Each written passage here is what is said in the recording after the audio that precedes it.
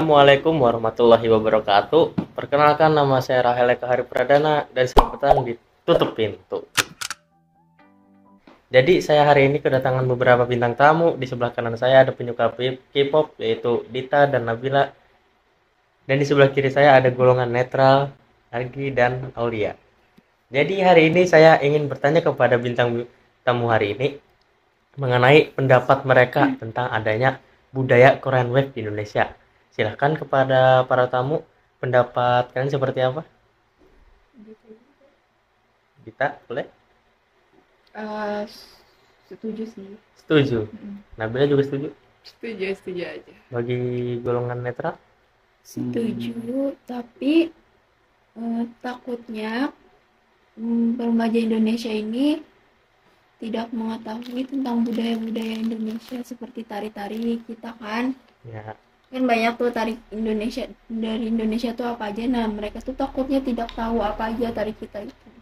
Jadinya kayak menurut kamu tuh takut budaya Indonesia ini tenggelam karena K-pop gitu. Iya, betul sekali. Kalau menurut Argi? Antara setuju dan tidak ya. Antara setuju. Nah, dan tidak setujunya itu karena misalkan orangnya itu berlebihan menyukai budaya luar gitu, yang Korean Wave tadi. Oh iya, boleh. Jadi menurut kalian lagi nih, dampaknya bagi Indonesia tuh selain kata Aulia tadi apa aja? Bagi golongan K-pop deh. Kalau buat dampak positifnya ya, orang-orang di Indonesia ini jadi tahu bahasa negara lain tuh apa aja gitu. Terus kultur mereka tuh kayak gimana, budaya-budaya mereka tuh apa gimana gitu. Itu jawaban Nabila. Kita. Dampaknya Ya. Dampaknya tuh kalau yang positif selain yang tadi tuh kan orang yang suka K-pop ini tuh ada organisasinya gitu kan, bukan organisasi sih, semacam kayak fandom gitulah. Jadi bisa nambah teman juga kalau sesama fandom. Ya. Terus kita nih punya suatu hal yang kita sukai. Biasanya hal yang kita sukai ini bisa menumbuhkan motivasi kita. Biasanya kita bisa jadi lebih rajin belajar biar bisa lebih sukses gitu, bisa ketemu sama idol yang kita suka gitu. Jadi ada dampak positifnya. Cuman dampak negatifnya memang ada yang berlebihan, kayak misalkan ada idol yang tipe dia banget nih, kayak sampai nganggep pusbu gitu ya? suami gitu. Oh. Ekstrim Dia is mine kalau kata-kata. Ya. Ngeri banget ternyata ya. Ada dampak negatifnya kayak halu gitu. Tapi saya ada pertentangan nih. Katanya tadi kalau K-pop itu bisa memotivasi diri buat rajin belajar ya. Berarti K-pop itu kayak lagu sama video kan? Iya, lagu yang dikemas dalam bentuk video. Orang tuh belajar pasti nentelengin buku, ya enggak? Ya. Terus kalau ada video apa dia nggak fokus? Jadi gini, kan Ya. itu kan K-pop kan. Kita nih jadi kayak, oh aku suka nih sama ini, aku tuh pengen ketemu sama ini. Cara untuk ketemu sama ini yaitu biar kita sukses dulu. Nah, kalau misalnya kayak ada penyemangat gitu, ada suatu motivasi dan titik gitu, kita tuh mau kemana. Jadi bisa membuat kita motivasi buat belajar, buat kita tuh sukses gitu. Biasanya ada yang kayak gitu. Dan yang ketiga, menurut kalian, apakah wajar nggak sih adanya Korean Wave di Indonesia ini bagi para remaja? Menurut saya wajar-wajar aja karena sekarang Korean Wave itu kan emang lagi trennya.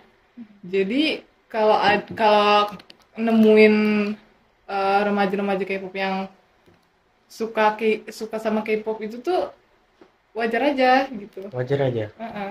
Ya, walaupun sampai menjadikan sebagai suami. Nah, kalau itu Wah, enggak. itu Jadi beda K-popers jauh. juga harus tahu batasannya gitu. Sangat halu ya.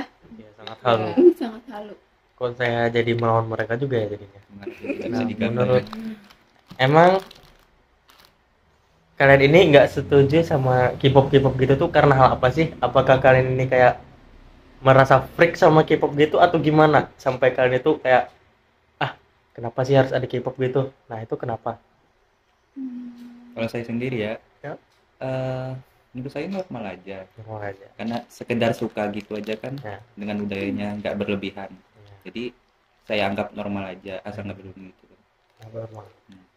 Kan takutnya dikhawatirkan budaya Indonesia itu luntur. Jadi ya remaja-remaja Indonesia tuh kurang nasionalis dengan budaya, dengan Indonesia gitu, kurang Tapi- mencintai. Tapi kan mereka tadi juga bilang adanya budaya asing itu bisa kayak ngomong bahasa asing, apalagi kan terkadang kan orang Korea itu nggak bisa ngomong bahasa Inggris ya terkadang.